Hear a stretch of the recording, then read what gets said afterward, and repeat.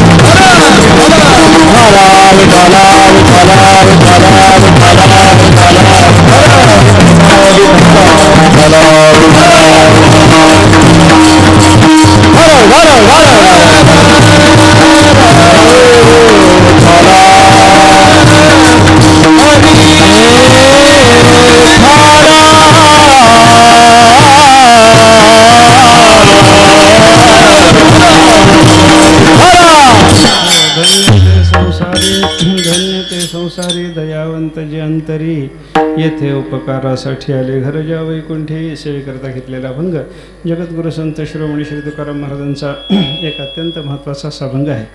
माझ्या मागचा इको बंद करा, इथल्या इथं ऐकूयाला अशी व्यवस्था करा. जगद्गुरु संत शिरोमणी श्री तुकाराम महाराजांचा एक अत्यंत महत्त्वाचा असा अभंग आहे.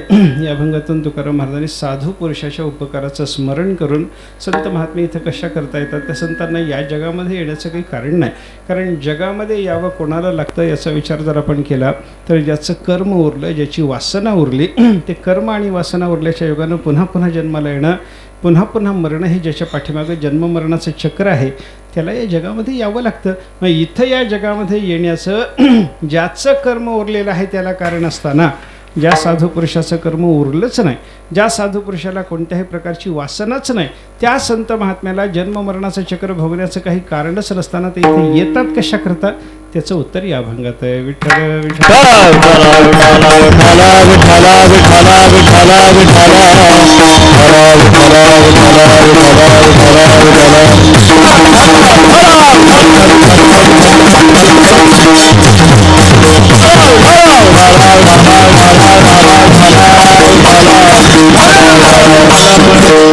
यावं लागणं वेगळं आहे आणि येणं वेगळं आहे. बरं का. आपल्याला यावंच लागतं. जन्ममरणाच्या चक्रामध्ये पुन्हा पुन्हा या जगामध्ये येणं आपल्याला क्रमप्राप्त आहे. कारण आपल्याला वासना शिल्लक आहे, आपल्याला कर्म आहे, आपलं प्रारब्ध कर्म काहीतरी शिल्लक आहे, आपल्या कर्मामध्ये काही पापाचे कर्म आहे, आपल्या कर्मामध्ये काही पुण्याचे कर्म आहे. मग पुण्याचा परिणाम म्हणून सुख भोगण्याकरता आणि पापाचा परिणाम म्हणून दुःख भोगण्याकरता आपल्याला जगामध्ये येणं भागच असतं बरं का. जन्म मरणाचं चक्र कोणाच्या पाठीमागं आहे याचा विचार जर शास्त्राच्या दृष्टीनं आपण करायला लागलो, अज्ञानाच्या पासून सगळी शृंखल आपल्याला पाहावी लागते बरं का. जीवाच्या पाठीमागं अज्ञान आहे. पहिली गोष्ट, आत्मस्वरूपाचा विसर पडला तेव्हापासून जन्ममरणाचं चक्र आपल्या पाठीमागं लागलेलं आहे असं संतांनीही वर्णन केलेलं आहे. विसरली तयात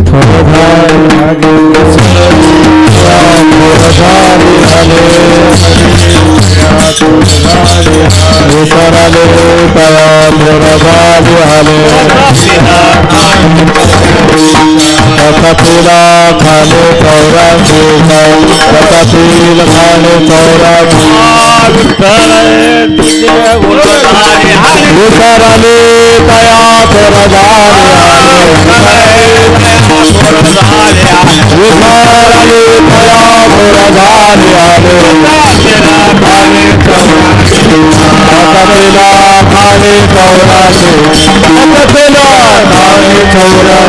तया परमात्म्याला विसरला, आत्मस्वरूपाला विसरला, मी कोण आहे आपल्याला ओळख राहिली नाही. मी सच्चिदानंद रूप परमात्मा आहे, मी पांडुरंग आहे अशी आपल्याला आपल्या स्वरूपाची आपल्याला ओळख राहिली नाही. आणि आपल्याला ओळख नसणं याला शास्त्रामध्ये अज्ञान असं म्हणतात बरं का. ज्ञानेश्वर महाराजांनी अज्ञानाची व्याख्या सांगत असताना असंच म्हणलेलं आहे, आपुला पणपया विसरू जो धनंजया ते चिरूपया अज्ञानासी. आपल्या आत्मस्वरूपाचा विसर पडला. मी कोण आहे हे जर माणसाला कळेनासं झालं, जीवाला कळेनासं झालं तर त्यालाच अज्ञान म्हणतात. मी परमात्मा, मी वासुदेव तत्वता. तात्विक दृष्टीने जर विचार केला तर आपण वासुदेव स्वरूप, आपण देव आहोत.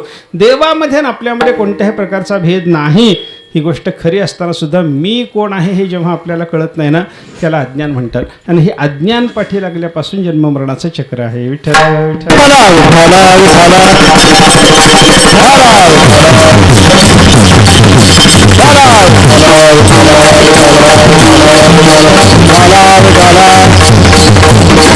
अज्ञान आलं की मग भेदज्ञान येतं. भेदज्ञानाच्या योगानं मग अनुकूल प्रतिकूल ज्ञान येतं. अनुकूल प्रतिकूल ज्ञान म्हणजे हे चांगलं आहे, हे वाईट आहे, अशा पद्धतीची बुद्धी मनुष्याच्या ठिकाणी निर्माण होते. अनुकूल प्रतिकूल ज्ञान निर्माण झाल्याच्या नंतर त्याच्यातून रागद्वेष निर्माण होतात. त्या रागद्वेषातून धर्म अधर्म घडतात. धर्म अधर्मातून पापपुण्य निर्माण होतं. पापपुण्याचा परिणाम म्हणून सुखदुःख भोगावं लागतं. आणि सुखदुःख भोगायचं म्हणलं की जीवाला तया ते भोगावया यावे. देहा एका कोणत्या तरी एका देहाला यावं लागतं. म्हणजे जन्म मरणाचं चक्र या जगामध्ये पुन्हा पुन्हा येणं, पुन्हा पुन्हा मरणं, पुन्हा पुन्हा यायचं, पुन्हा पुन्हा मरायचं, पुनरपि जननम पुनरपि मरणम असं चक्र पाठीमागं जे लागलेलं आहे ना, हे अज्ञानाच्या योगानं लागलेलं चक्र आहे. मग ज्या संत महात्म्यांच्या बाबतीत आपण विचार करतो, तुकाराम महाराजासारख्या साधुपुरुषाचा विचार जर आपण करायला लागलो तर त्या संतांच्या ठिकाणी अज्ञान आहे का? त्या संतांना भेदज्ञान आहे का? त्या संताला अनुकूल प्रतिकूल असं काही वाटतं का? काही वाटत नाही. संताला अज्ञान नाही, संताला भेदज्ञान नाही, संताला हा परका अशा पद्धतीचा भेदभाव नाही. संताला अनुकूल प्रतिकूलतेचा बोध नसल्यामुळे साधुपुरुषाच्या ठिकाणी रागद्वेष नाहीत. एखादा आपला आहे म्हणून त्याच्यावर प्रेम करावं आणि एखादा परका आहे म्हणून त्याच्यावर प्रेम करू नये अशा पद्धतीची भावना संताच्या अंतःकरणात नाही. मग रागद्वेष जर संताच्या अंतःकरणामध्ये नसतील तर त्या संत महात्म्याला रागातून, राग शब्दाचा अर्थ तिथं प्रेम असा आहे बरं का. प्रेमातून निर्माण होणारा धर्म आणि द्वेषातून निर्माण होणारा अधर्म संताच्या ठिकाणी निर्माण होत नाही. धर्म अधर्मच जर संताला नसेल तर त्याच्यातून पापपुण्य संताला नाही. आणि पापपुण्य संताला जर नसेल तर सुखदुःखही नाही. आणि सुखदुःख जर नसेल तर संताला जन्माला यायचं कारणच नाही.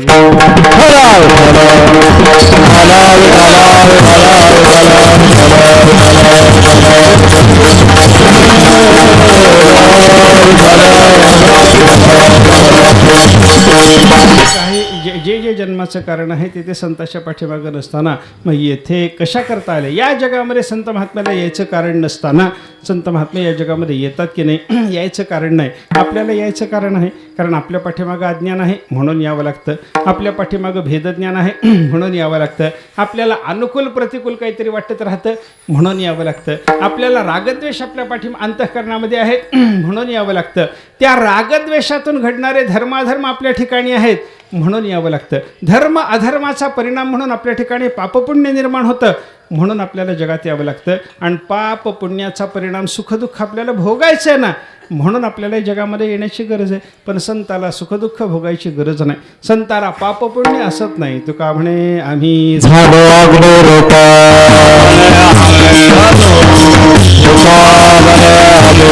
लागले पाप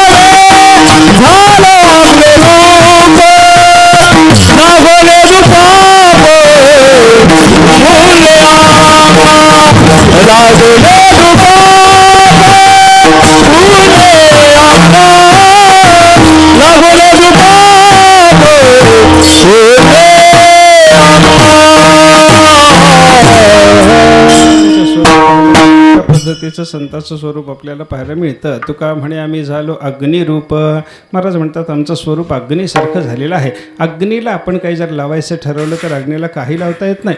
अग्नीची पूजा करतात आपल्याकडे, गोष्ट खरी आहे. पण अग्नीला पूजा करायची म्हणून गंध लावायचं ठरलं, अग्नीला लावता की बाजूला समर्पण करता हो? कसं करता सांगा ना मला बोलत चला थोडंसं तुम्ही. अग्नीला लावायचं झालं, गंध लावायचं झालं, गंध लावता येतं का? हळद कुंकू लावायचं झालं, अग्नीला तुम्ही समर्पण करू शकता का? अग्नीला ज्याप्रमाणे काहीही लेप लागत नाही त्याप्रमाणे महाराज म्हणतात आमची अग्निरूप स्थिती असल्यामुळं लागोने दुपाप पुण्यांगा, आम्ही आमच्या स्वरूपाकडं पाप पुण्य काही घेत नाही असं तुकाराम महाराजांचं म्हणणं आहे बरं का. अज्ञान ज्याचं संपून गेलं की नाही त्याचं पुण्यपाप मागचे गळून जातं आणि पुढचे पुण्यपाप त्याला लागत नसतं. विठ्ठल विठ्ठल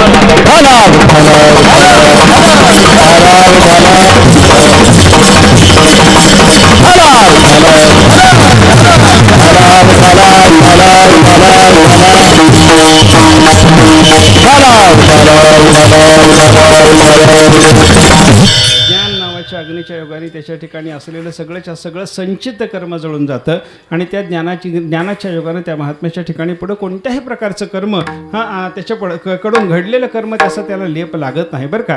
कारण मनुष्याला ऐका, कोणत्याही प्रकारचं कर्म आपण केल्याच्या नंतर त्या कर्मापासून पाप पुण्य निर्माण होणं कधी घडतं? शास्त्राने त्याच्याकरता असं सांगितलं, कर्तेपणाचा अभिमान आणि कर्माच्या फलाची आसक्ती जोपर्यंत जीवाच्या मनामध्ये आहे तोपर्यंत कर्माचा लेप लागतो.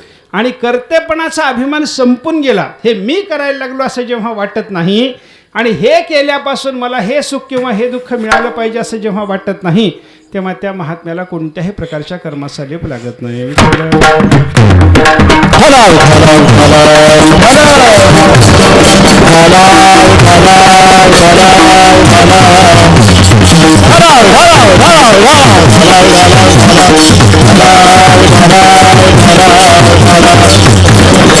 कोणत्याही प्रकारच्या कर्माचा लेप जर नसेल तर कर्मामुळे पुन्हा पुन्हा जन्माला येणं, पुन्हा पुन्हा मरणं, असे जन्म मरणाचं चक्र भोगण्याकरता या जगामध्ये यावं लागतं की नाही. ते येण्याकरता जे जे कारण जीवाला असतं त्याच्यातलं कोणतंही कारण संताला नाही. तरी संत महात्मा जगामध्ये आला, ज्ञानेश्वर महाराज जगामध्ये आले, तुकाराम महाराज जगामध्ये आले, नामदेव महाराज जगामध्ये आले. त्यांना यायचं काही कारण नाही पण आले. कशा करता आले हो? येथे उपकारासाठी आले. घर ज्या वैकुंठे, ज्यांना वैकुंठ धामामध्ये सदा सर्व काळ राहण्याकरता घर आहे असे संत महात्मे जगामध्ये केवळ तुमच्या आमच्यावर उपकार करण्याकरता येतात. तुमच्या आमच्यावर उपकार करण्याकरता येणारे संत महात्मे त्यांना येण्याची गरज नाही. हे कशावरून सिद्ध होतं तर त्यांना धन्यता प्राप्त झाली. आणि ती धन्यता कशामुळे मिळाली? महाराज अभंगाच्या पहिल्या चरणात सांगितलं.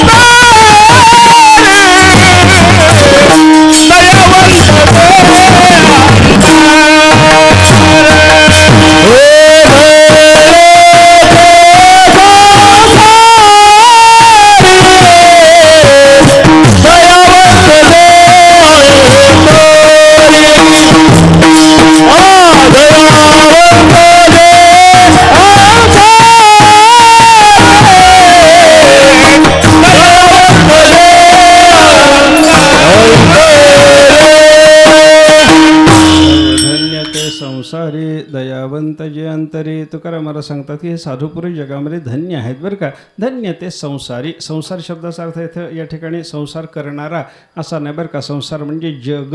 हिंदी भाषेमध्ये संसार ज्या अर्थाने की नाही त्याच अर्थाने इथे संसार शब्द आपल्याला घेतला पाहिजे. या जगामध्ये तो संत महात्मा धन्य आहे. धन्य ते संसारी.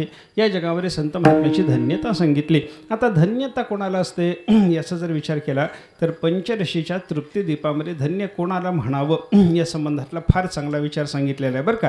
तिथं त्यांनी वर्णन करताना विद्यारण्य स्वामींनी असं सांगितलेलं आहे की धन्योहम कर्तव्यम मे न विद्यते किंचित धन्योहम प्राप्तव्यम सर्वमद्य संपन्नम. वर्णन असं आलं की ज्या महात्म्याचं कर्तव्य संपून गेलं आणि ज्या महात्म्याचं प्राप्तव्य म्हणजे मिळवणं संपून गेलं त्याला धन्य म्हणावं. विठ्ठल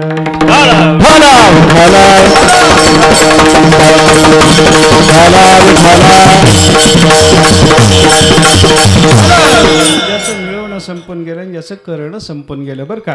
काहीही केल्याच्या योगानं आपलं मिळवणं संपत नसतं बरं का.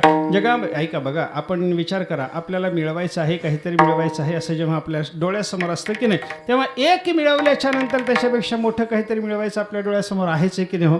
10 रुपये मिळाले, 100 रुपये मिळवायचे आहेतच की नाही, 100 मिळाले, 1000 मिळवायचे आहेतच की नाही. किती पुढं जायचं.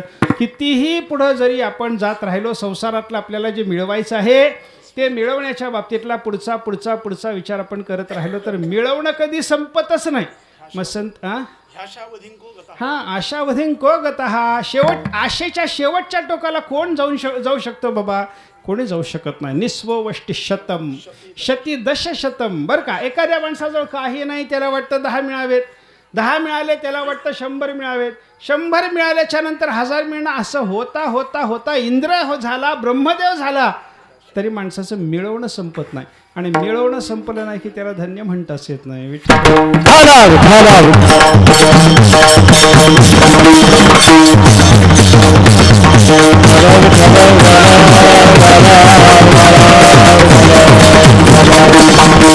संतांच्या जीवनाचा विचार जर केला तर साधू पुरुषाच्या जीवनामध्ये मात्र त्यांचं मिळवणं संपून गेलं. बघा तुम्ही, आपल्याला मिळवायचं शिल्लक आहे म्हणून आपली हाव आहे. आणि संत महात्म्यांना कोणत्याही प्रकारची हाव आहे का. आपला संसार आणि संतांचा संसार जर बघायला लागलो तर संतांच्यापेक्षा आपला संसार बराच चांगला आहे. तुकाराम महाराजापेक्षा आपला संसार बराच चांगला आहे. नामदेव महाराजापेक्षा, ज्ञानेश्वर महाराजापेक्षा आपल्या संसाराचा विचार जर केला तर फार चांगला संसार आपला आहे. पण असं जरी असलं तरी समाधानाचा विचार केला तर आपल्याला समाधान आहे की ज्ञानेश्वर महाराज तुकाराम महाराजाला समाधान आहे हे आपण लक्षात घ्या. त्यांच्याजवळ संसाराच्या दृष्टीनं काही जरी नसलं तरी त्यांच्याकडे जे समाधान आहे त्याचं कारण त्यांना मिळवायचं ते मिळालेलं आहे.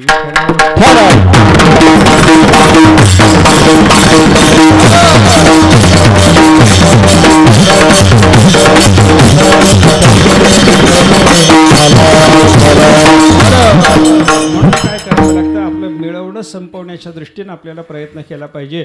आणि मिळवणं संपवायचं झालं तर परमात्मा मिळाला पाहिजे. परमात्मा मिळाल्याच्याशिवाय मिळवणं संपत नाही. म्हणून परमात्मा मिळवला पाहिजे आणि परमात्मा मिळवायकरता जे काही करायला पाहिजे ते केलं पाहिजे.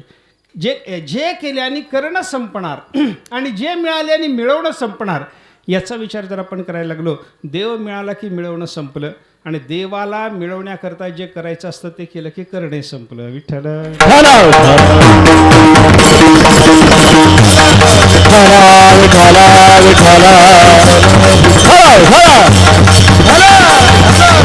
माणसाने काय करावं याचा विचार सांगत असताना तुम्ही संसार करा, तुम्ही शेती करा, तुम्ही दुकानदारी करा, असा विचार संत महात्मे कधी सांगत बसतात का? संत महात्म्यांनी काय सांगितलं आपल्याला? करा रे बापानो साधन हरीचा करा रे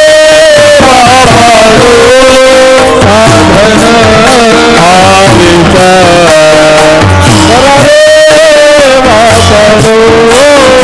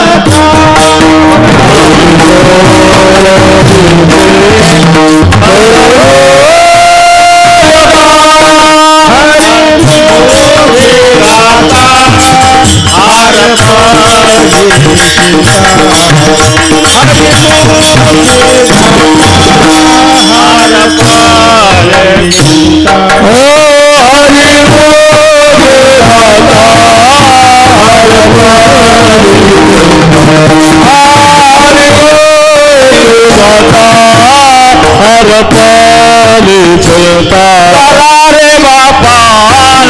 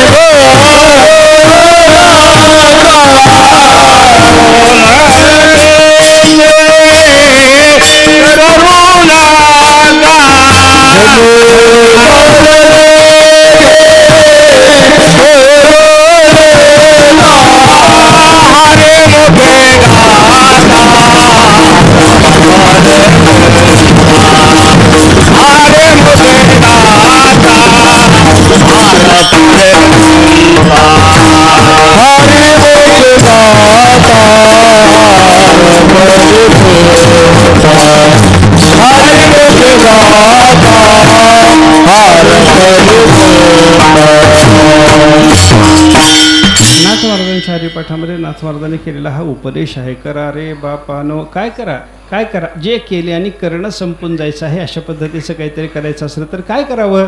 नाथ महाराज आपल्याला असंच सांगतात की बाबा करा रे बापानो साधन हरीचे, झणी करणीचे करू नका. झणी शब्दाचा अर्थ चुकून सुद्धा, करणीचे म्हणजे कृतक असलेला संसार जो आहे तो प्राप्त करून घेण्याकरता जे करायचं आहे ते काहीही करायचं नाही. जे केल्याच्या योगाने आपल्याला जन्म प्राप्त होणार, जे केल्याच्या योगाने आपल्याला नाशिवंत वस्तू प्राप्त होणार, असं काहीही करायचं नाही. मग काय करायचं? करणे ते हेचे कर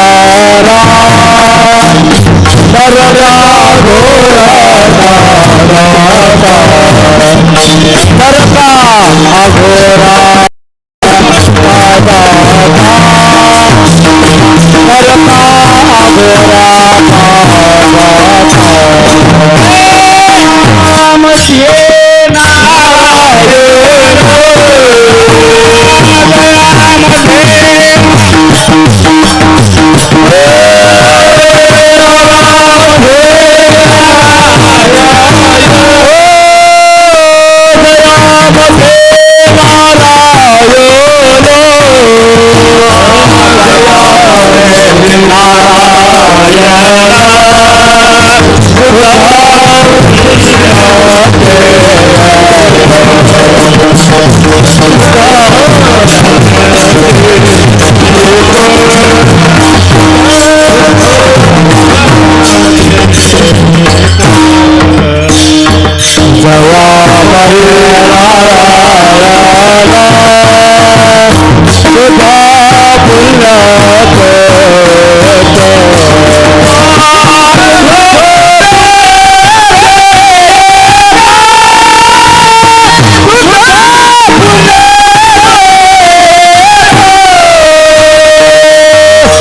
करणे ते हेच करा. तुकाराम मला सांगता तुम्हाला करायचं ना हेच करा. नरका घोरा का जाता. नरका घोरा नरका अघोरा दोन्ही पाठ आहेत बरं का. अघोर नरकाला का जाता आणि घोर नरकाला का जाता. घोर नरक म्हणजे घोर नरकच आणि अघोर नरक म्हणजे घोर नरकच आहे. विठ्ठल विठ्ठल.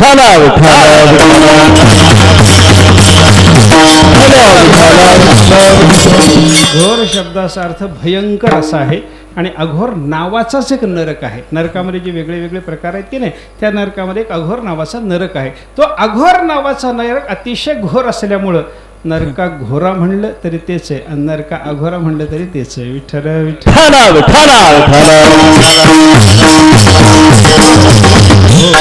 अघोर नरकाला जाण्याकरता जे काही पापकर्म करावं लागते कशा करता करत बसता बाबा. नरका घोरा का जाता असं काही करू नका बाबा. मग काय करा. करणे ते हेच करा. तुम्हाला करायचं असेल तर हेच करा. काय करा. जयामध्ये नारायण शुद्ध पुण्य ते एक. जे कर्म करण्याच्या योगाने तुम्हाला नारायण प्राप्त होईल ते शुद्ध पुण्य आहे तेच करा. त्याच्याशिवाय दुसरं काही करू नका. नारायण भेटेल असं करा. संसार भेटेल असं काही करायचं कारण नाही. नरकाला जायचं कारण नाही. यमाची यातना ती प्राप्त होईल अशा पद्धतीचं काहीही करायचं कारण नाही बरं का. जेणे नये जन्म जेणे नये जन्म यमाची यातना ऐसे या साधना करू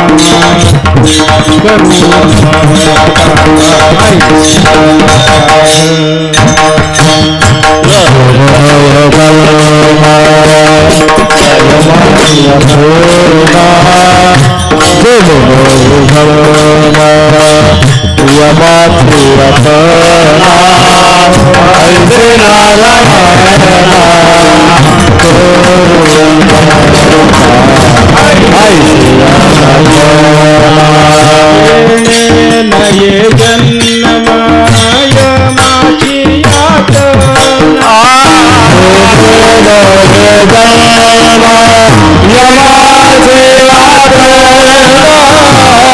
ऐसिया साधना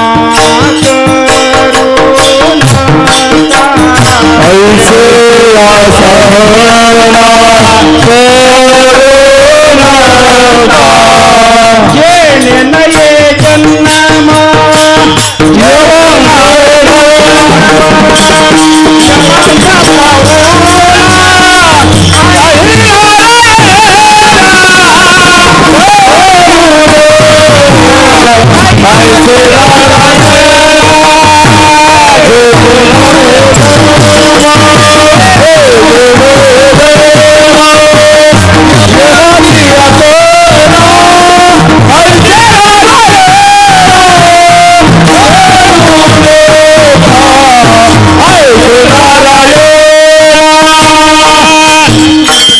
उपदेश आहे. नाथ महाराज आपल्याला हरिपाठामध्ये सांगतात हा करा रे बापानो साधन हरीचे हा जो अभंग आहे त्याच्यातलंच हे चरण आहे बरं का. नाथ महाराज सांगतात जेणे नये जन्म यमाची यातना ऐसिया साधना करू नका बरं का.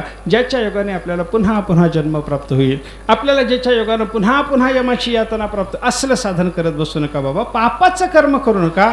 पुण्य करा आणि पुण्य करताना सुद्धा स्वर्गाला जाण्याकरता उपयोगी पडणारं पुण्य करू नका. देव भेटण्याकरता जे पुण्य लागतं ज्याला शुद्ध पुण्य म्हणतात ते तुम्ही करा. मला सांगायचं काय होतं जे केल्याने करणं संपणार असं करावं आणि जे मिळवण्याने मिळवणं संपणार असं मिळवावं. देव मिळवला की मिळवणं संपतं आणि देव मिळवण्याकरता जे करावं लागतं ते केलं की करणं संपतं. ज्याचं करणंही संपलं ज्याचं मिळवणंही संपलं त्याला जगामध्ये धन्य म्हणतात.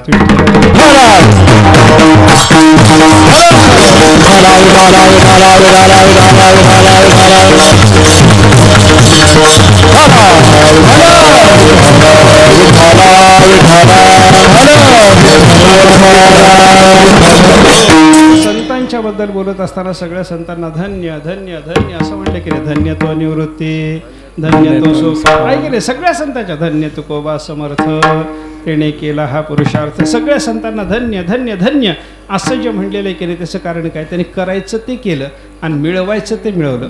ते करायचं ते जे करायचं ते केलेलं असल्यामुळं संताचं करणं संपलं आणि जे मिळवायचं ते मिळवलेलं असल्यामुळं संताचं मिळवणं संपलं. करणं संपेपर्यंत समाधान नाही आणि मिळवणं संपेपर्यंत समाधान नाही. संतांना समाधान का आणि आपल्याला समाधान का नाही? आपलं करणंही संपलं नाही, मिळवणंही संपलं नाही म्हणून समाधान नाही. त्यांचं करणंही संपलं, मिळवणंही संपलं म्हणून समाधान आहे. विठ्ठल विठ्ठल.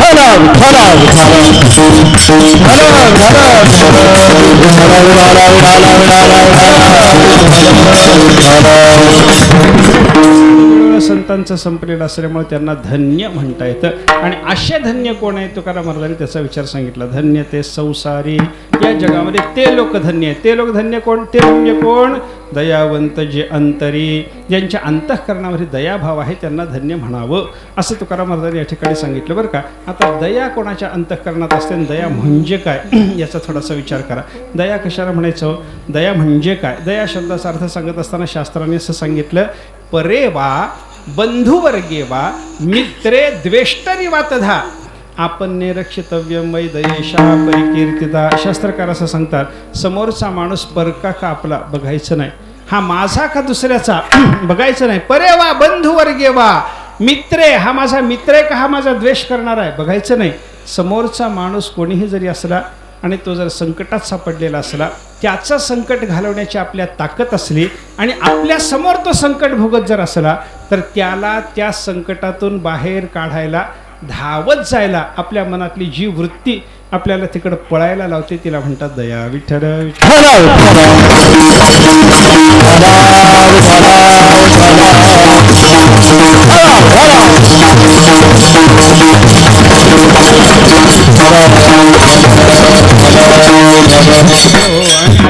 असते. समोरचा माणूस संकटात सापडला की त्याला वाचवायला जायचं. माझा असला तरी वाचवायला जायचं, परका असला तरी वाचवायला जायचं, आपला मित्र असला तरी संकटग्रस्त असताना वाचवायला जायचं, आणि आपला शत्रू जरी असला तरी त्याला संकटातून वाचवायला जायचं. याला दया म्हणतात. एक कथा सांगतात ना, एक महात्माशी चंद्रभागेत स्नान करत होते म्हणे. चंद्रभागेत स्नान करत असताना चंद्रभागेत तिकडून एक विंचू वाहत आला.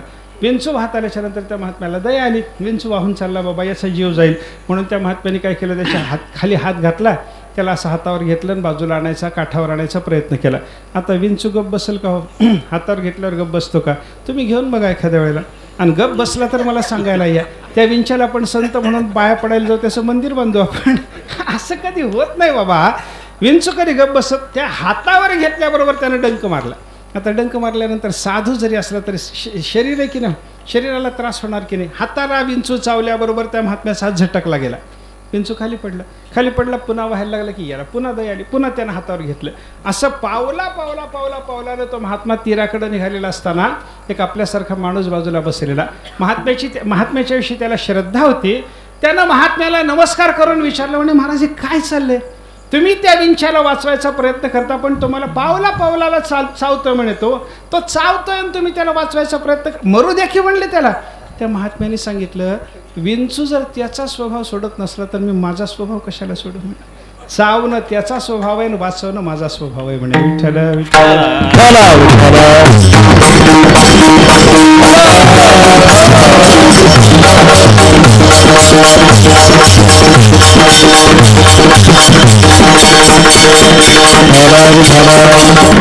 असं विंच्यासारख्या जीवाला सुद्धा वाचवण्याचा प्रयत्न करायला भाग पाडणारी जी मनातली वृत्ती असते की नाही, तिचं नाव आहे दया.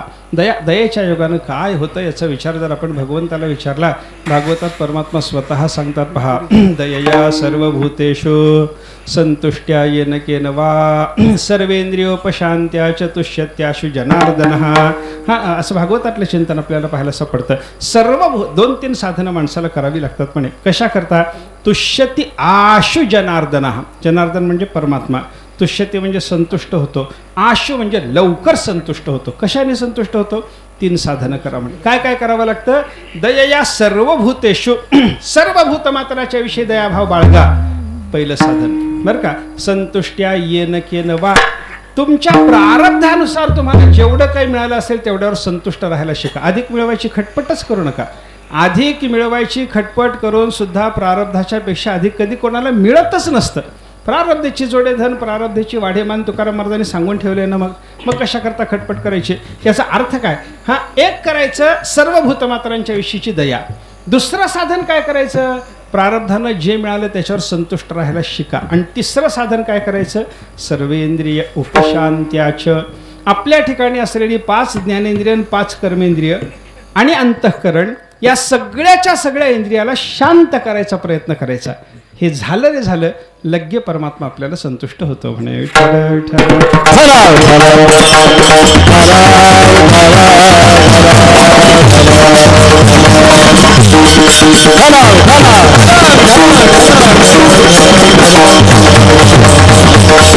म्हणजे सगळ्या भूतमात्रांच्या 3 साधनं जी करायला सांगितली ना देवाच्या भेटी करता, देव लवकर प्रसन्न व्हावा यशाकरता, ती 3 साधनं आहेत ना.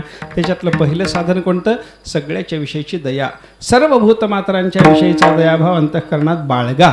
ऐका, तुकाराम महाराजांनी तरी असं सांगितलं, ज्यानं सर्व भूतमात्रांच्या विषयीचा दयाभाव अंतःकरणात बिंबवला त्या महात्म्याच्या जवळ ब्रह्मस्थिती राहते, आत्मस्थिती राहते, असं महाराजांचं चिंतन आहे बरं का. घडे जा उपकार भूतांची हे दया, उपकार भूतांची दया, घडे जा उपकार भूतांची हे दया,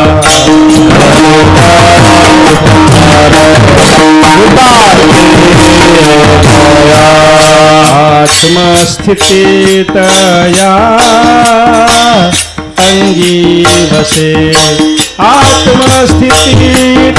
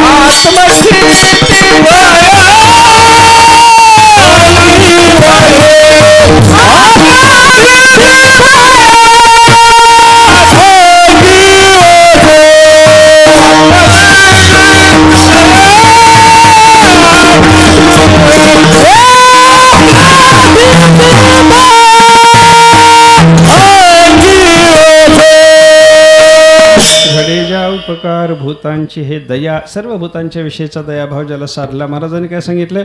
आत्मस्थिती तया अंगी वसे. त्या महात्म्याच्या ठिकाणी आत्मस्थिती राहते, त्या महात्म्याच्या ठिकाणी ब्रह्मरूपता राहते, त्या महात्म्याच्या ठिकाणी देवरूपता राहते, म्हणजे देव त्याला प्राप्त झाला. याचा अर्थ असा आहे की दया करणाऱ्या महात्म्याला देव प्राप्त होतो. दयावंत तरी देवाची सारिखी असं संतांनी वर्णन केलेलं आपण जर पाहिलं तर दयावंत पुरुषाला भगवद रूपता आहे. आणि सगळ्या भूतमात्रांच्या विषयीचा दयाभाव ज्याला साधला त्याला देवरूपता प्राप्त होते. आणि त्याला देवरूपता आल्यामुळे त्याला धन्यता येते. म्हणून धन्यते संसारी दयावंत जे अंतरी. बरं का. आणि ही दया कशी असली पाहिजे? सर्वाभूती दया साधू म्हणावी ऐसिया. नाथ महाराज सांगतात सर्व भूतमात्रांच्या विषयीचा दयाभाव असावा तेव्हा त्याला साधू म्हणतात. बरं का. आपल्या पोराच्या विषयीचा दयाभाव आहे आणि दासाविषयी दयाभाव नाही असं नाही. दया करणे जे पुत्रासी तेच दासा आणि दासी असं चिंतन तुकाराम महाराज सांगतात. म्हणजे सर्वांच्या विषयी समान दयाभाव ज्याच्या अंतःकरणामध्ये आहे अशा महात्म्याला ब्रह्मरूपता प्राप्त आहे, म्हणून तो महात्मा धन्य आहे. आता ब्रह्मरूपता आली तो कृतार्थ झाला. आणि कृतार्थ झाला याचा अर्थ तो मुक्त झालेला असल्यामुळे त्याला पुन्हा जगामध्ये यायची गरज नाही. आणि असं असताना सुद्धा कृतार्थ झालेला, दयावंत असलेला, त्याच्यामुळे धन्य असलेला ब्रह्मरूप महात्मा जगामध्ये येतो कशा करता? महाराज दुसरा चंद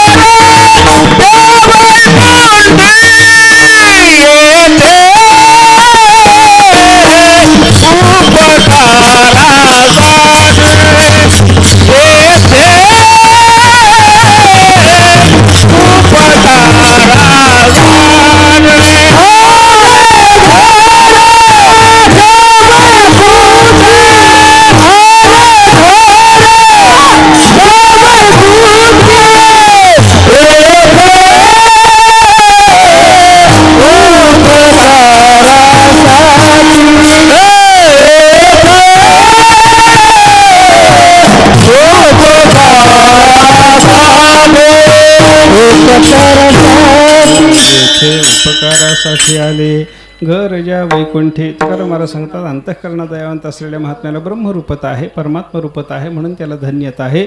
त्याला जगात जन्माला यायचं कारण नाही. त्याला वैकुंठ धामामध्ये कायमचं घर आहे. घर ज्या वैकुंठी त्याला वैकुंठ धामामध्ये घर आहे. आणि वैकुंठ धामात घर असलेला कायम त्या ठिकाणी ज्याला परमात्मा ठेवून घेत असताना तो महात्मा जगात येतो कशा करता? येथे उपकारासाठी आले. तुमच्या आमच्यावर उपकार करण्याकरता संत महात्मे या ठिकाणी येतात असं चिंतन महाराज सांगतात. आता संतांनी केलेला उपकार कोणता, तो कसा केला याचा विचार आपल्याला करायचा आहे. आणि वैकुंठ धामात राहायला त्या संत महात्म्यांना घर आहे. आजचा कार्यक्रमाचा प्रसंग जर आपण पाहिला तर घर झालं, त्या घराच्या निमित्तानं आपल्याला विचार करायचा असल्यामुळं घर ज्या वैकुंठी हे शब्द पाहून घराबद्दल बोलायचं असल्यामुळं हा भंग सेवेकरता घेतलेला आहे. आत्तापर्यंतचा विचार कृतार्थतेच्या दृष्टीने जरी आपण केला, धन्य शब्दावरून जरी आपण विचार केलेला असला तरी पुढं घराच्या संबंधानं मला बोलायचं आहे.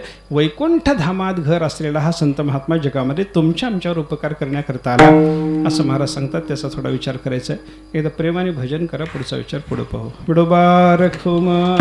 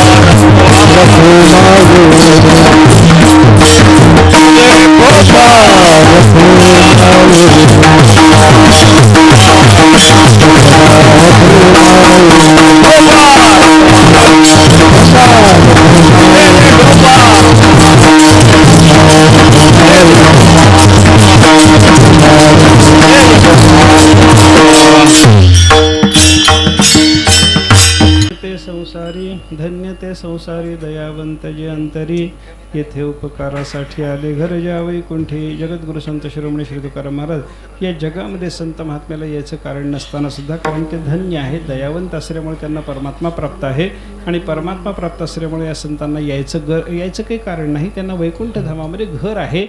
असे संत महात्मे जगात आले कशा करता, तर तुमच्या आमच्यावर उपकार करण्याकरता आलेले आहेत असं चिंतन सांगितलं. आपण कशा करता येतो आणि संत कशा करता येतात त्याचा विचार वेगळा आहे.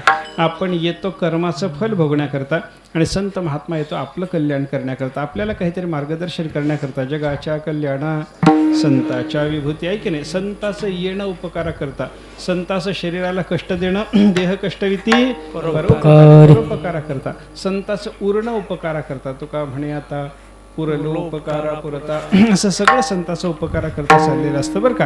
हे उपकारा करता या ठिकाणी आलेले जे संत महात्मे आहेत ना, यांना वैकुंठ धामामध्ये घर आहे असं तुकाराम महाराजांनी या ठिकाणी चिंतन केलं. त्याचा आधार घेऊन थोडंसं आपल्याला घराबद्दल बोलायचं आहे. घर कोणाला नको सांगा ना, कोणालाही घर पाहिजे. परमात्म्याला घर पाहिजे, परमात्म्याची प्राप्ती करून घेण्याकरता निघालेला जो साधक आहे त्याला घर पाहिजे. आपलं घर सोडायचं आणि रानात जाऊन गुहा नावाचं घर धरायचं आहे की नाही. असं असतंच की नाही. आश्रमासी स्थान, खोपी, गुहा, एखादं खोपट का होईना, एखादी गुहा का होईना, प्रत्येकाला पाहिजे. प्राणी म्हणला की त्याला राहण्याकरता म्हणून घर पाहिजे बरं का.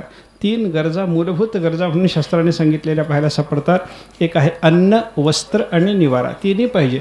याच्यातलं वस्त्र फक्त माणसाला पाहिजे, बाकी सगळं जनावरालाही पाहिजे, पशुलाही पाहिजे, पक्ष्यालाही पाहिजे, माणसालाही पाहिजे. विठ्ठल विठ्ठल.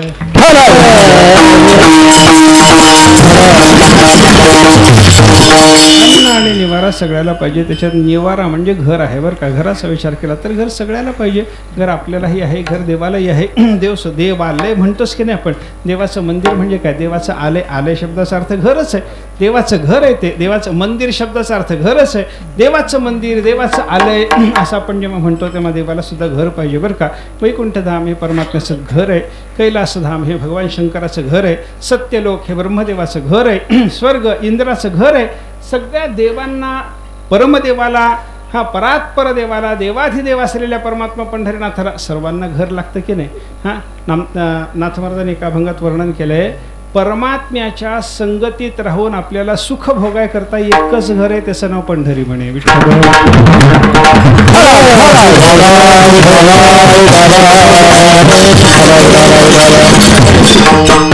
संगती अपार विश्रांती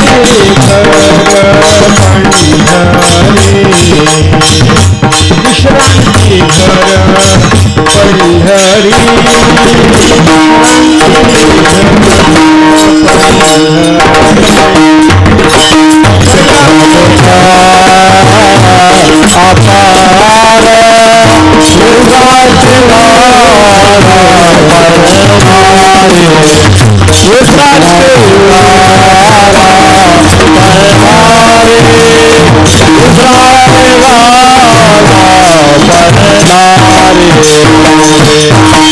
त्या परमात्म्याच्या संगतीमध्ये राहून अपार विश्रांती भोगायची असली, नाथ महाराजाचे शब्द आहेत, तयाचे संगती अपार विश्रांती घर पंढरी म्हणून निवार करी भावे जाती हवी पंढरीसे.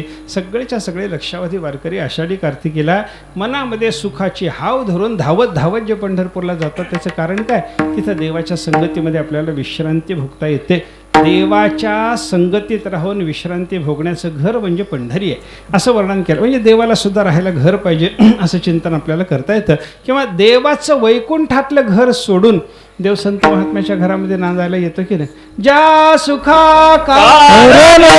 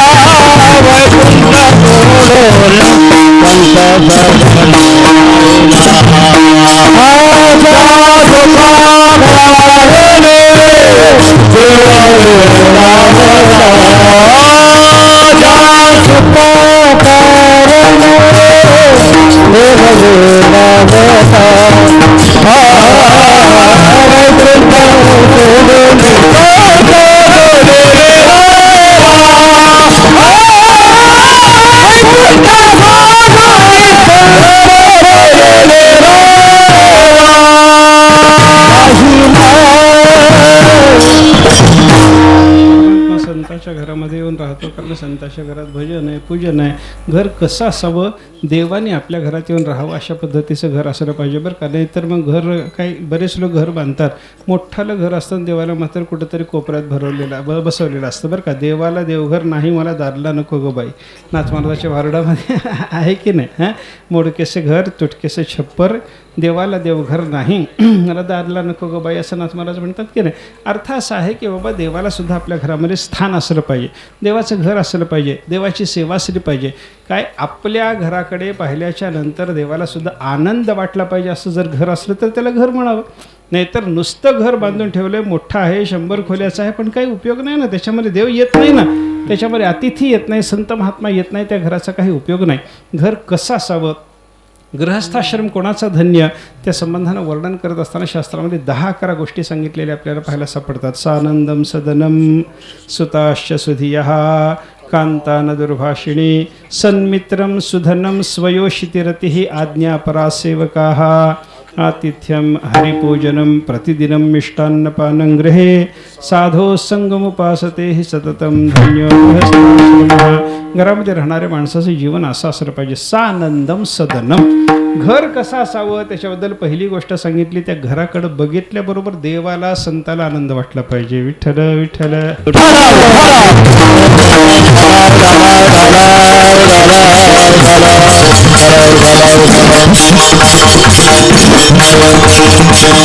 देवाला सुद्धा घराकडे बघितल्याबरोबर आनंद वाटला पाहिजे की नाही. घरासमोर तुळशी वृंदावन असावं, त्याच्यासमोर रांगोळी काढलेली असावी, त्याच्यासमोर दिवा लावलेला असावा.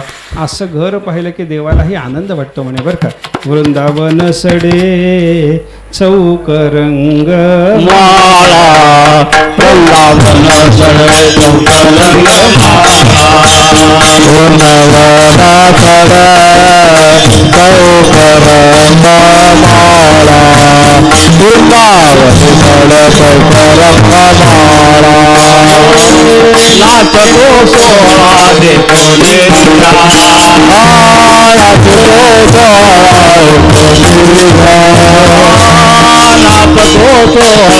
देखोने नाचतो सोळा वृंदावन सडे चौक रंग माळा वृंदावन सडे चौक रंग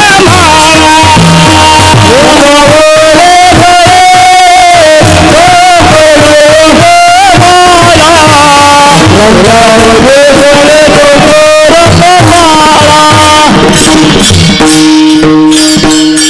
चौक रंगमाळा नाचे तो सोहळा देखोन या. घरासमोर असलेलं तुळशीचं वृंदावन, त्याच्यासमोर टाकलेला सडा, गाईच्या शेणाचा टाकलेला सडा, चौक सारवून घेतलेला रंगमाला म्हणजे त्याच्यासमोर काढलेल्या रांगोळ्या, हे सगळंच्या सगळं घराचं वैभव पाहिल्याच्या नंतर नाचे तो सोहळा देखोन या.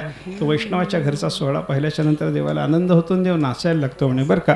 असं सानंदम सदनम, घराकडे बघितल्याबरोबर आनंद वाटावा असं घर असावं बरं का. सुताश्च सुधिया.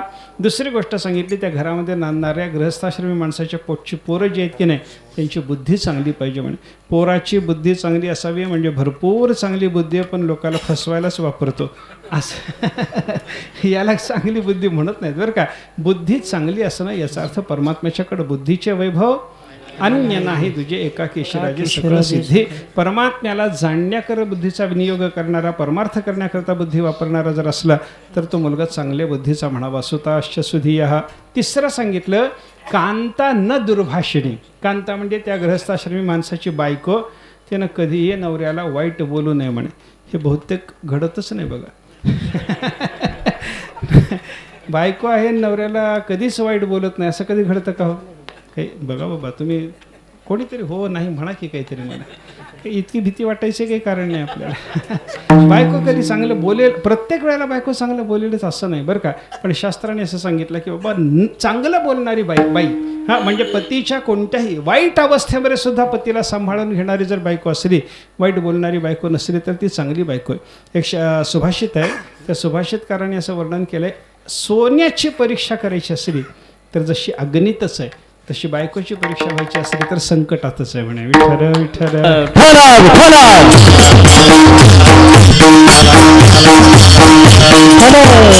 हुताशने हाटकसम परीक्षा आणि विपत्तिकाली गृहिणी परीक्षा. हां, विपत्तिकालामध्ये म्हणजे संकटाच्या वेळेमध्ये बायकोची परीक्षा होते म्हणे बरं का. म्हणून कबीर महाराजाचं एक पद आहे, त्याच्यामध्ये कबीर महाराजांनी देवाला चांगलं सगळं जे मागून घेतलं त्याच्यामध्ये कबीर महाराज म्हणतात, देवा जो रू देना तो ऐसी देना, सब संतन को प्यारी, नाही तर होगी तेरी मेरी.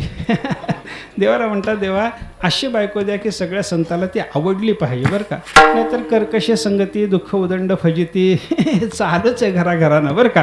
म्हणून शास्त्र हे कबीर महाराजांनी अजून एका पदामध्ये वर्णन केलं आहे, आपल्या पदरात जोपर्यंत पैसा आहे तोपर्यंत बायको सेवा करते. अपने पैसा पलो पडे तो जोरू बंदगी करे, सेवा करते. आणि एक दिन खाना नहीं मिले तो फिर के जवाब करे, सब पैसे के रे भाई दिल का न साथ कोई.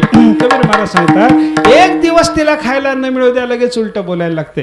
पण जी बायको कधीही संसारी मनुष्याला संसारात कितीही अडचण आली तरी वाईट बोलत नाही, ती बायको चांगली बायको. आणि अशी दुर्भाषण न करणारी बायको मिळाली तर त्या घराला घरपण आहे. विठ्ठल विठ्ठल.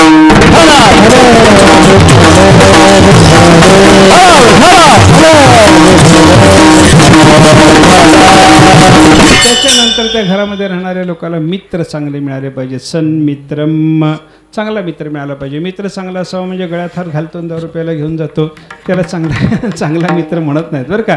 मित्र कोणता चांगला त्याचं 6 पद्धतीनं लक्षण सांगितलं शास्त्राने. पापा निवारयते, योजयते हिताय गुह्यंच गुहती गुणान् प्रकटीकरोति आपद्गतं न जहाति ददाति काले सन्मित्रलक्षणमिदं प्रवदन्ति संतः.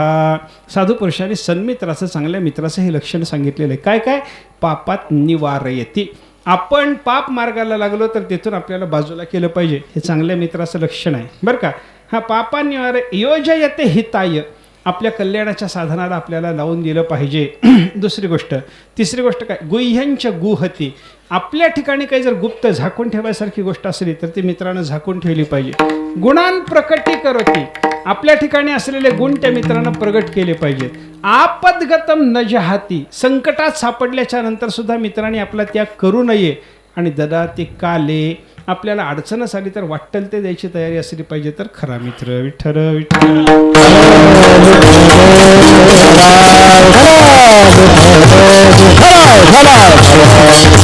चांगला मित्र मिळाला पाहिजे. सन्मित्रम सुधनम, आपल्या घरात येणारं धन सगळं चांगलं पाहिजे. जोडोनिया धन उत्तम व्यवहारे, उत्तम व्यवहाराने प्राप्त करून घेतलेली लक्ष्मी पाहिजे बरं का.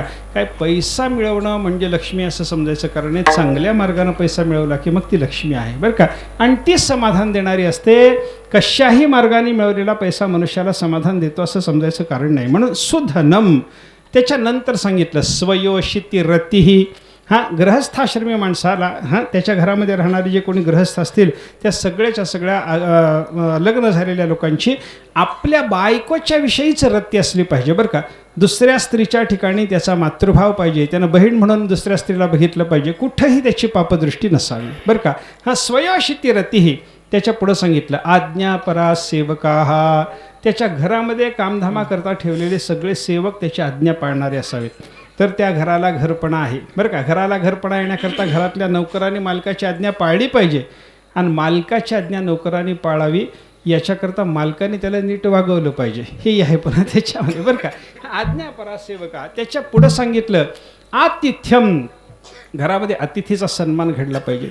कोणीही अतिथी आपल्या घरी आला, शास्त्राचं चिंतन असं आहे, आपल्या घरी आलेल्या अतिथीला आपण जर अन्न दिलं नाही तर रिकाम्या हाताने अतिथी कधीच जात नाही. म्हणजे घरातलं सगळं पुण्य घेऊन जातो. अपमानिलिया अतिथी ने सुकृताची संपत्ती, आपल्या घरातलं सगळं पुण्य घेऊन जातो.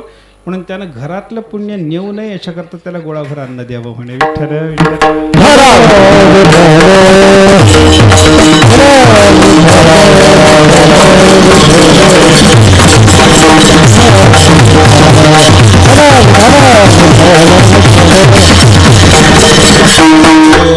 अतिथी न फिरे माघारी, आपल्या घरी आलेला अतिथी माघारी जाऊ नये, विनमुख जाऊ नये असं चिंतन आहे बरं का.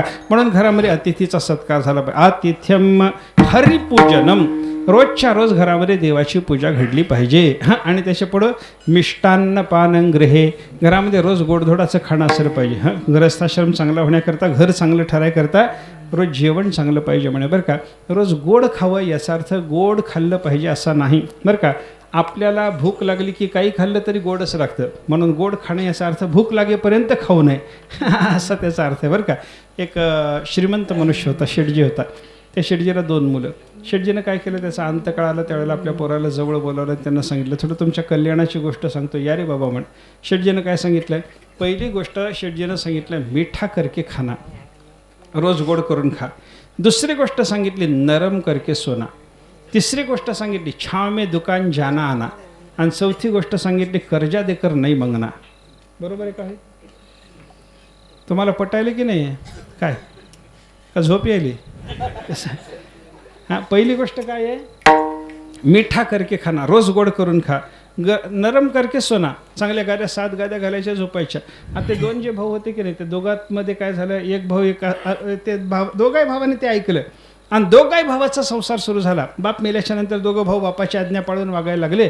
एकाचं दिवाळं निघालं आणि एकाचं चांगलं झालं. ते दिवाळं निघालेला भाऊ चांगलं झालेल्या भावाकडे आला, म्हणलं तू काय करतोस रे म्हणे. तो म्हणलं बापाची आज्ञा पाळ. अरे मी हे बापाचीच आज्ञा पाळतो म्हणलं. मिठा करके खाना, रोज म्हणलं 5 पक्वानं नाही 11 पक्वानं चालू आहेत म्हणलं रोज घरामध्ये. नरम करके सोना, घरामध्ये कुत्र्याला सुद्धा 7 गाद्या घालून दिल्यात म्हणलं. माणसाला तर असतील म्हणलं, इतकं नरम करके सोना चालू आहे म्हणलं. हा छाव में दुकान जाना आना सांगितलं की नाही, त्याच्यामुळं घरापासून दुकानपर्यंत 3 शेड ठोकून घेतलं म्हणलं. सावलीतून जातो येतो, टीनशेड सगळं सगळं छत घालून घेतलं, त्याच्यामुळे सावलीतून जाणं येणं चालू आहे. म्हणलं कर्जा देकर नाही मंगना, लोकाला कर्ज द्यावं मागू नये म्हणून बापानं सांगितलं. देऊ लागलो म्हणलं, मागत नाही म्हणलं तरी दरिद्री झालो. मोठ्या भावानं सांगितलं, मूर्खा तुला अर्थ कळाला नाही. म्हणलं मिठा करकेस खाना, याचा अर्थ भूक लागेपर्यंत खाऊ नये असं बापानं सांगितलंय. मी भूक लागल्याशिवाय खात नाही, आणि भूक लागल्यावर खायला लागलो की मला मीठ मिरचू घालून भाकरी जरी खाल्ली चांगली लागते म्हणे. नरम करके सोना, याचा अर्थ थकल्याच्या नंतर झोप आल्याशिवाय झोपू नये. बरं का, आपण बघा वारकऱ्याला झोप लागते की नाही, श्रीमंताला झोप लागत नाही, पण दिंडीच्या रस्त्याला चालणाऱ्या वारकऱ्याला सहज झोप लागते अगदी. आता त्याला काय काल हात आहे डोळा लागे, अमृत ही परी नेगे जरी नीद आली, अशी अवस्था होती की नाही. वाटे जाता ओगे काल आता ही डोळा लागे, असं कलंडल्या झोप लागावी अशी झोप आपल्याला असते. श्रीमंत माणसाला तशी झोप नसते. ते नरम करके सोना, याचा अर्थ झोप आल्याशिवाय झोपू नये. बरं का, तिसरं काय सांगितलं होतं, छाव में दुकान जाना आना, म्हणजे घरापासून दुकानापर्यंत काय असं टीनशेड करायचं असतं का. त्यानं बापानं सांगितलं, म्हणजे बाबा सकाळी ऊन गरम व्हायच्या आधी सावलीत दुकानात जावं, आणि संध्याकाळी ऊन संपल्याच्या नंतर थंड वेळेला घरला यावं. म्हणले एवढा वेळ दुकानात दिला पाहिजे. मूर्खा उगं पत्रे घालून काय उपयोग आहे. छाव में दुकान जाना आना. आणि शेवटचं काय सांगितलं, कर्जा देकर नाही मंगना. आता कर्जा देकर नाही मंगना याचा अर्थ असा की कर्ज देताना गहाण ठेवून घ्यायचं, जे रहेन ठेवून घेण्याची जी वस्तू आहे, कर्जात दिलेल्या पैशापेक्षा रहेनच मोठं असलं, झक मारत आणून देतो म्हणजे माणूस दे म्हणायची काय गरज आहे काय. त्याला 50,000 रुपये द्यायचे असले तर त्याच्याकरता 5 लाखाची वस्तू ठेवून घेतल्याच्या नंतर कशाला ठेवून गेल बिचारा. कर्जा देकर नाही मंगना म्हणजे रहेन असं ठेवून घेतलं पाहिजे बाबा, गहाण वस्तू अशी ठेवून घेतली पाहिजे असा त्याचा अर्थ आहे. मग त्या मूर्खाला कळालं. बरं का, तसं या वचनामध्ये सुद्धा कसं सांगितलं, घर चांगलं राहण्याकरता मिष्टान्न पानं गृहे, घरामध्ये मिष्टान्नपान असावं. मिष्टान्नपान असावं याचा अर्थ दुसऱ्या पद्धतीने ते जर आपल्याला घ्यायचा झाला तर देवाचा आणि संताचा उच्छिष्ट प्रसाद आपल्याला मिळावा. देवाचा उच्छिष्ट प्रसाद, देवाच्या प्रसादे करारे भोजन, असं देवाचा प्रसाद आपल्याला मिळाला पाहिजे, संताचा प्रसाद आपल्याला मिळाला पाहिजे. याला म्हणतात मिष्टान्नपान गृहे. आणि शेवटचं महत्त्वाचं सांगितलं, साधो संगम उपासते ही सततम, सदा सर्व काळ घरातल्या सगळ्या माणसानं संत संगती केली पाहिजे. विठ्ठल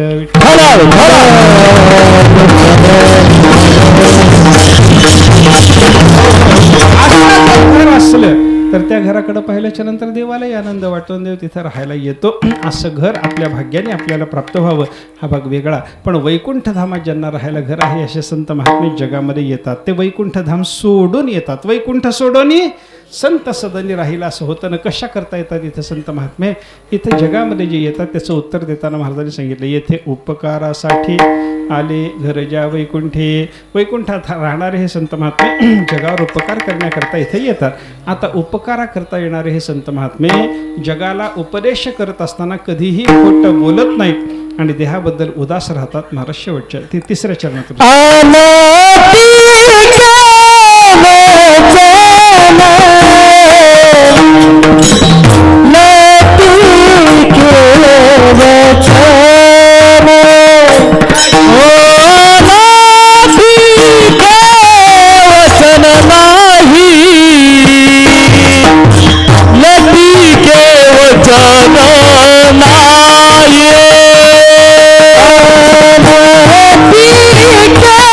वचन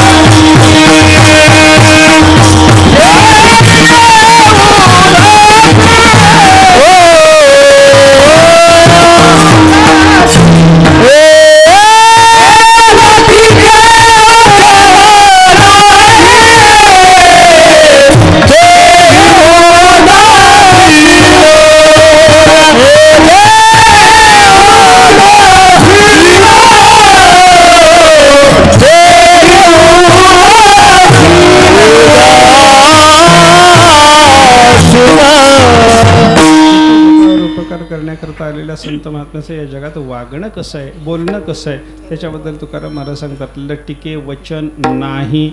इथं नाहीवर जाऊन थांबावं लागतं बरं का, नाहीतर सगळं घोटाळा होऊन बसतो. लटिके वचन म्हणलं की संत महात्मा खोटंच बोलतो. नाही देही उदासीन म्हणजे संत महात्मा देहाबद्दल कधीच उदास नसतो असा अर्थ होऊन बसतो. असं होऊ नये याच्याकरता नाही इकडं तोडून घ्यावं लागतं बरं का. आणि हे तोडून घेणं कळायकरता फड परंपरेचं भजन पाहिजे हो. नाहीतर काय भजन आपलं फडाच्या परंपरेनं जे चालतं ते कशा करता, हे ना कसं तोडायचं, कुठं शब्द कसा तोडायचा, शब्द त्याच्यानंतर अन्वयाच्या दृष्टीनं अर्थ लागण्याच्या दृष्टीनं कुठं तोडून घेतलं पाहिजे हे कळण्याकरता तर ही भजनाची परंपरा आपल्याकडे पाहायला सापडते बरं का. म्हणून म्हणायचं कसं, लटिके वचन, इथं थांबायचं नाही, लटिके वचन नाही. तसं पाहायला गेलं तर दंड कुठं दिलाय, लटिके वचन तिथंच दंड आहे. नाही देही उदासीन, कारण ते लटिके वचन न नाही देही उदासीन न, ते नच्या यमका करता तिथं तुडलेलं दिसत जरी असलं, तोडलेलं तिथं दिसलं तरी म्हणत असताना मात्र तिथं तोडायचं नाही. लटिके वचन नाही देही उदासीन. भक्त महात्म्याच्या मुखामध्ये लटकं वचन कधीच नसतं. आता लटकं वचन नसतं असं कशा करता सांगितलं, त्याचं कारण आहे द्वौ नयौ प्रकृतार्थम दृढयतः. दोन नकारातून एक होकार पक्का होतो. म्हणजे संत महात्मा खरं बोलतो म्हणलं कधीतरी खोटं बोलतो असं झालं असतं, पण खोटं बोलतच नाही म्हणलं की नेहमीच खरं बोलतो असं होतं. विठ्ठल विठ्ठल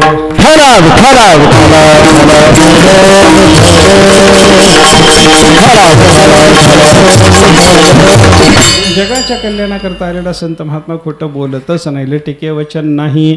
आणि देही उदासीन, आपल्या देहाबद्दल उदास असतो आणि देहाबद्दल उदास असल्यामुळे त्या महात्म्याला स्वतःच्या करता काही करायचंच नाही ना, म्हणून जगावर उपकार करण्याकरता तो बोलत राहतो. जसं लटकं वचन बोलत नाही म्हणजे सत्य भाषणच करतो. बोलण्याच्या बाबतीतले दोन नियम आहेत पहा. माणसाने खरं बोलावं आणि दुसरं गोड बोलावं असं चिंतनशास्त्राने सांगितलं. सत्यम ब्रूयात प्रियम ब्रूयात न ब्रूयात सत्यम अप्रियम प्रियंच नानृतम ब्रूयात एष धर्म सनातन. बोलावं कसं, शास्त्र सांगतं पहिल्यांदा तुम्ही खरं बोला, दुसऱ्यांदा सांगतं गोड बोला. आता खरं गोड दोन्ही एकदम कसं बोला, खरं असेल ते गोड लागत नाही, गोड असेल ते खरं लागत नाही. मग एक मी उदाहरण सांगतो तुम्हाला, मी नेहमी सांगतो. एक पंगत बसली होती, जेवायला वारकरी बसलेले, पंक्तीमध्ये एक माणूस चांगला खाणारा, भरपूर खाणारा एक बसलेला, त्याच्या एका बाजूला एक माणूस बसला, दुसऱ्या बाजूला एक माणूस बसला, दोन्हीकडे दोन हा मध्ये बसलेला. जेवायला लागला, जेवताना लाडू होते बुंदीचे, एक एक एक एक लाडू सुरू झाले त्याचे, लावरे बरकतरे, एक एक एक एक खाता खाता खाता खाता 10 झाले, 20 झाले. किती खाऊ शकता हो सांगा की, तुम्हाला किती चालतं सांगा ना. 5 लाडू खाता की नाही सांगा ना.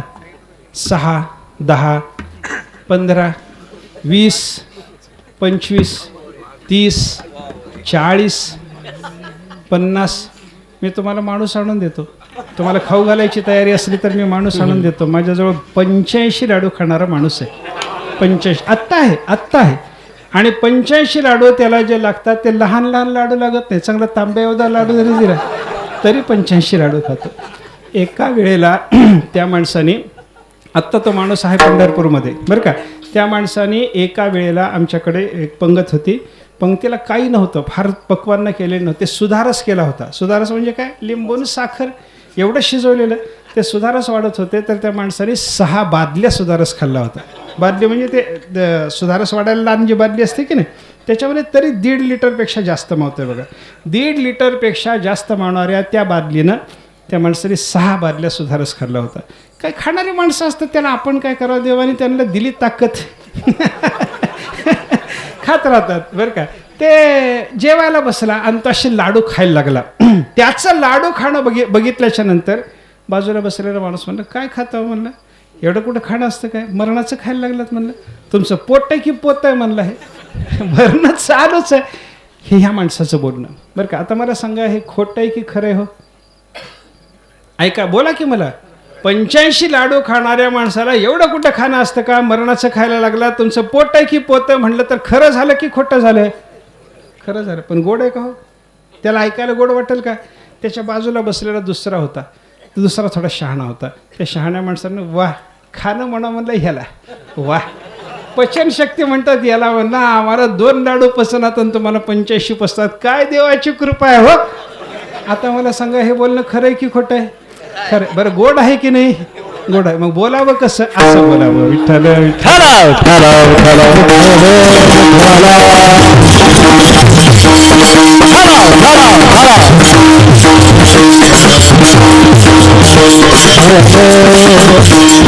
ज्ञानोबरायांनी 13व्या अध्यायामध्ये माणसाने बोलावं कसं हे शिकवताना सांगितलंय की बाबा आपण बोलल्याच्या नंतर जगामधल्या एकाही माणसाची भुवई सुद्धा उचलली जाऊ नये म्हणे रागानं इतकं मऊ बोललं पाहिजे साचा आणि मवाळ हा मी तुले परी रसाळ शब्द जैसे कल्लोळ अमृताचे असं बोलणं असलं पाहिजे बरं का म्हणजे सत्यही असावं आणि मधुरही असावं लट्टिके वचन नाही असं संत महात्मा बोलतो म्हणजे खरं बोलतो आणि तो मधुरही बोलतो महाराज शेवटच्या चरणात आणि ओटी मधुरवाणी ओटी मधुरवाणी ओटी मधुरवाणी ओटी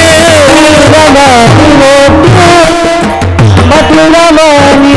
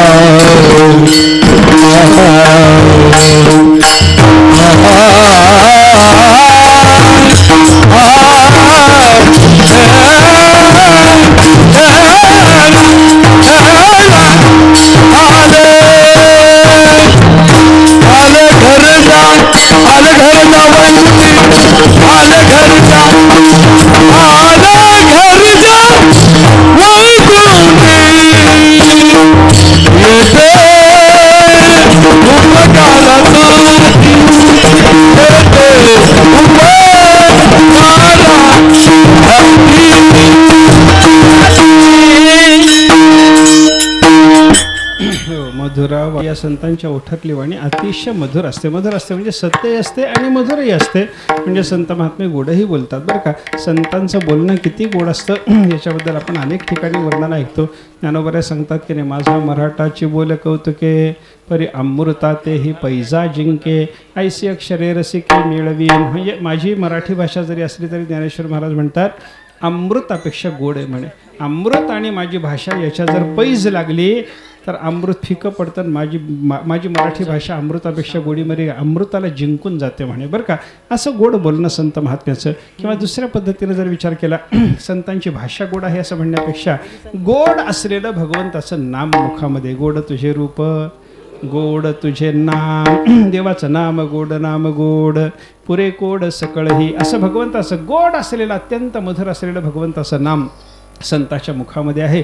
म्हणून मधुरावाणी ओठी. आणि त्याच्यानंतर शेवटी सांगितलं तुका म्हणे वाव पोटी. त्या संताच्या पोटामध्ये वाव आहे म्हणजे संताच्या पोटात खूप मोठी जागा आहे. संताच्या पोटात जागा आहे म्हणजे मोठी ढेरी असं समजायचं कारण नाही बरं का. हां, ते तसं खरं पाहायला गेलं तर हे कृपा होता भक्ता निगती दोनदे असे नाथ महाराजांनी सांगितलेले बरं का. भगवंताची कृपा झाल्याच्या नंतर माणसाला ढेरी सुटतेच म्हणे. म्हणून मोठं पोट असलं तर काही वाईट वाटायचं कारण नाही. हरिकृपा समजायचं त्याला. हरिकृपा होता भक्ता निगती दोनदे बरं का. भक्ता निगती दोनदे सात्विकाची. ज्ञानोबा सुद्धा चौथ्या अध्यायामध्ये सांगतात बरं का. मला सांगायचं काय आहे, वाव पोटी म्हणजे संताच्या पोटामध्ये जागा आहे.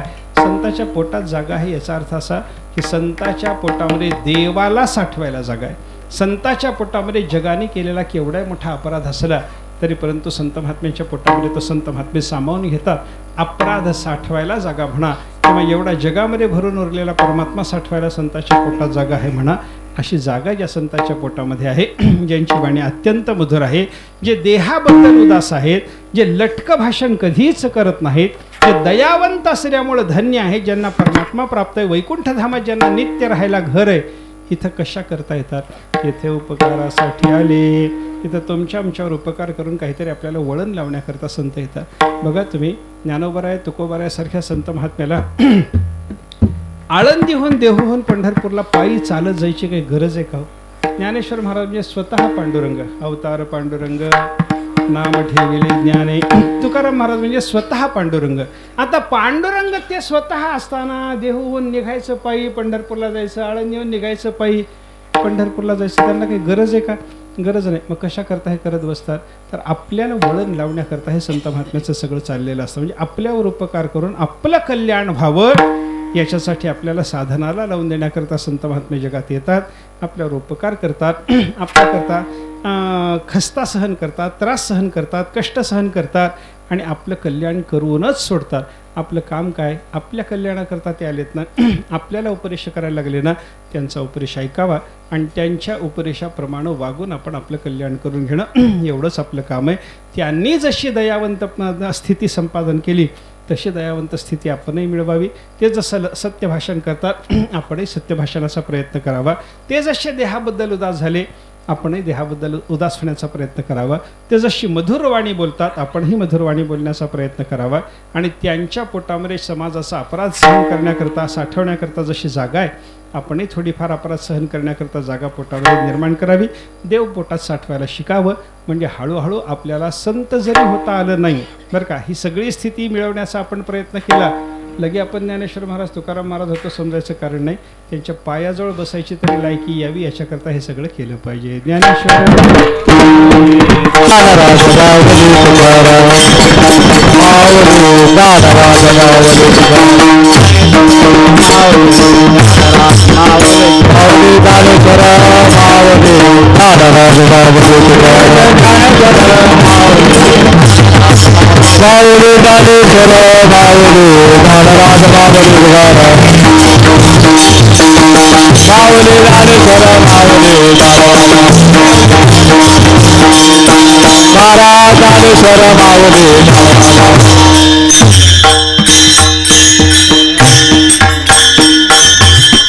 तुकाराम तुकाराम तुकाराम तुकाराम तुकाराम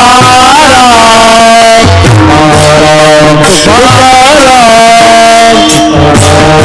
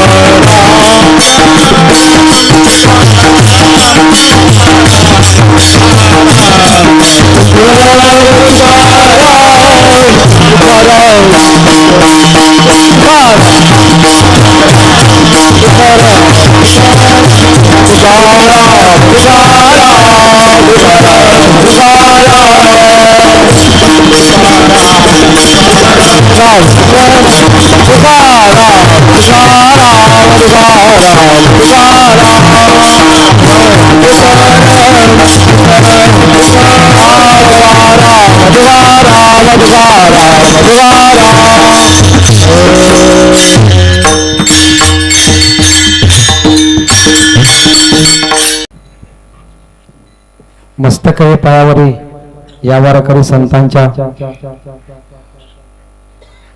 चालू असलेला गुरुरे गुंडा महाराज निवासच्या वास्तुशांती निमित्त चालू असलेला अखंड हरिनाम सप्त्यातला 7वा दिवस 7व्या दिवसाची कीर्तन रूपी सेवा गुरुवाऱ्याच्या वाणीतून आता संपन्न झालेली आहे. हे तुमचा काही जास्त वेळ घेत नाही. 2 मिनिटामध्ये सत्कार समारंभ होणार आहे. रामभाऊ काजळे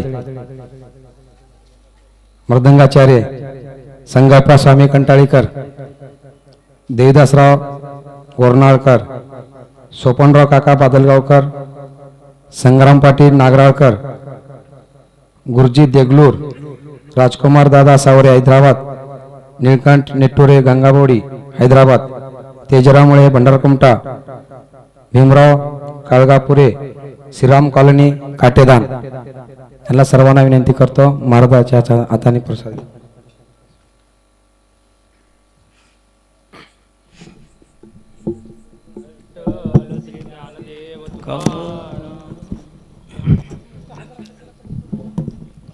कृपया नाव घेताल त्यांनी लवकरात लवकर येणे. श्री गुरु सारिका आस्था पाठीराखा इतराचा लेखा कोण करी. या 7 दिवसामध्ये आपली वैष्णवाची मांदी मिळवणारे पंढरीनाथ चिमेगावकर यांना धन्यवाद देता येत नाहीत आणि धन्यतेचे वर्षे आहेत. श्री सद्गुरूच्या कृपेने त्यांच्या घरी आज घरवास्तू निमित्त एवढा मोठा वैभव त्याने वैष्णवांची मांदियाळी जमवली. याबद्दल त्यांची सद्गुरूला मी अशी अपेक्षा करतो की हैदराबाद सेवा समितीकडून भगवान पंढरीनाथाला पंढरी चिमेगाव यांना अर्पण करावी मी अशी विनंती करतो. तसेच नारायण पाटील पंढरकुमटा.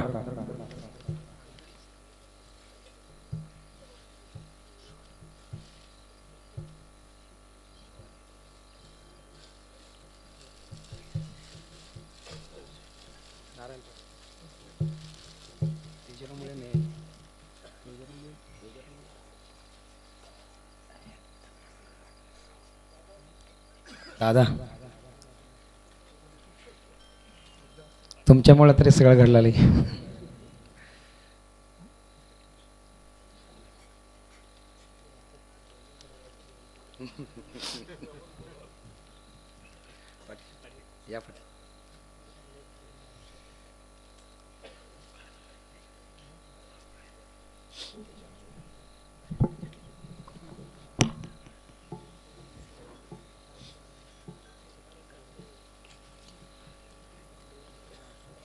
हा सत्कार नाही, आज गुरुपुष्य अमृत आहे. सद्गुरूंच्या हस्ते आम्हाला मिळालेला हा प्रसाद आहे.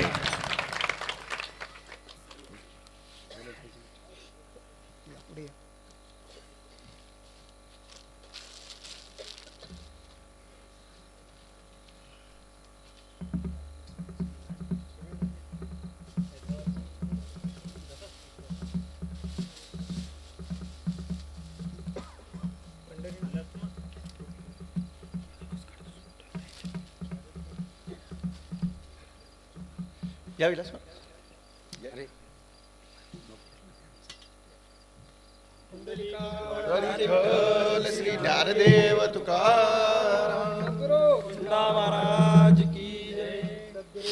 महाराज की जय.